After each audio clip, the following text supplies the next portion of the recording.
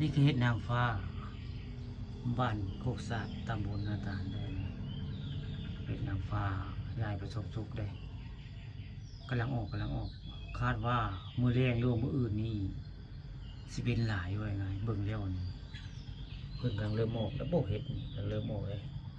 เฮ็ดนางฟ้าเพิ่นเฮ็ดเองปลูกเองได้เนี่ยนี่แต่ก่อนเขาเจ้าเฮ็ดเป็นกลุ่มนะตะกี้บ้านโคกสะอาดเฮ็ดเป็นกลุ่มขายได้กลุ่มในหมู่บ้านว่าง่ายหลายปีก็ได้หลายปีแล้วบริเฮ็ดปีนี้เราเฮ็ดแต่เฮ็ดอันเฮ็ดนางฟ้านี่แต่ก่อนผู้ค้าก็เคยเฮ็ดอยู่ได้เฮ็ดนางฟ้าเฮ็ดขาวว่างั้นตะกี้เฮ็ดอยู่ได้ในหมู่บ้านตำบลเนาะเฮ็ดอยู่ได้ตะกี้แต่นานแล้วบริเฮ็ดอันนี้เฮ็ดอันปลูกเฮ็ดนางฟ้านี่ผู้ค้าก็เฮิงแล้วล่ะบ่ได้ลืมเลยไงก็เลยมาออกรายการเฮ็ดนางฟ้ายายประสบสุขเนาะบ้านโคกสะอาดตำบลนาตาลเอามาให้เบิ่งนี่ล่ะนานแล้วลาปลูกเองได้นี่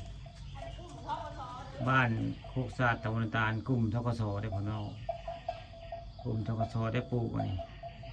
กลุ่มธกสปลูกเฮ็ดอันนี้ว่าซั่นเพิ่นว่านะกลุ่มธกสเตาง้อยอันนี้ปลูกเฮ็ดนางฟ้าอันนี้เบิ่งแล้วบ่มีเฮ็ดขาวตามเบิ่งอันนี้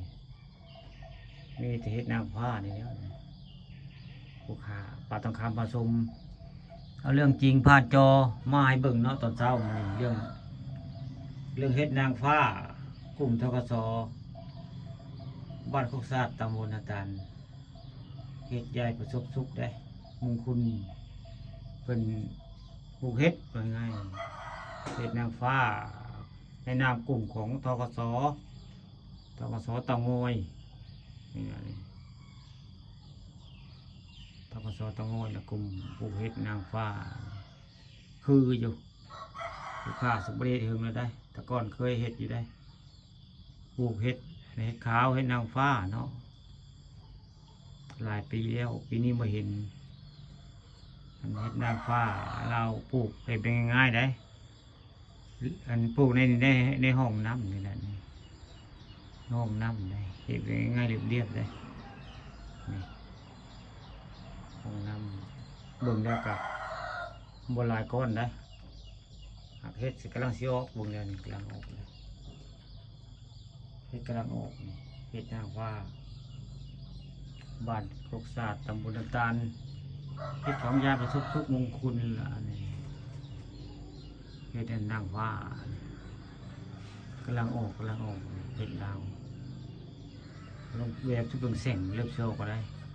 เพราะว่ามือนี่เทียบแล้วนี่เพื่อเริ่มออกแล้วนี่เฮ็ดนางฟ้ากลุ่มธกสเตางอยหม่องปลูกก็คือปลูกอยู่บ้านโคกสะอาดตำบลนาตาลผู้ค้าปลาทองคำผสมออกมาให้เบิ่งเรื่องจริงผ่านจอ